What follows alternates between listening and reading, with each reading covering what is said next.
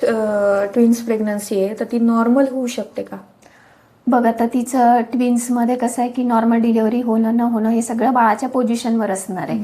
बऱ्याच वेळेला ट्विन्समध्ये माल पोझिशन असतात, म्हणजे खूप कमी वेळेला असं असतं की बाळ डोक्याकडून आहे आणि दोन्ही बाळ डोक्याकडून आहेत. एक डोक्याकडून असतं, एक पायाडू असतं, कधी एक पायाडू असतं, एक आडवं असतं आणि कधी कधी दोन्ही बाळं डोक्याकडून असतात. मग त्यावेळेला काय होतं की खाली दोन्ही बाळं जर शेजारी शेजारी दोन्ही बाळांची डोके असतील तर कुठलंही एक डोकं एंगेज होत नाही आणि मग नॉर्मल डिलिव्हरी होणं अशक्य असतं. त्यामुळे ते सगळं डिलिव्हरी होणं न होणं ट्विन्समध्ये त्या बाळांच्या पोझिशनवर असतं. आणि ह्या सगळ्या ट्विन्स खरं तर हाय रिस्क प्रेग्नन्सी असतात. त्या बऱ्याच वेळेला त्यांना PIH डेव्हलप झालेलं असतं, म्हणजे हायपरटेन्शन डेव्हलप झालेलं असतं. बऱ्याच वेळेला त्या प्रीटम होतात. मग अशा वेळेला आपण त्यांना नॉर्मल डिलिव्हरीची रिस्क घेत नाही, तर ते सीझरनी सेफली ते बाळ आपल्याला डिलिव्हर करून लवकर NICU मध्ये शिफ्ट करायची असतात.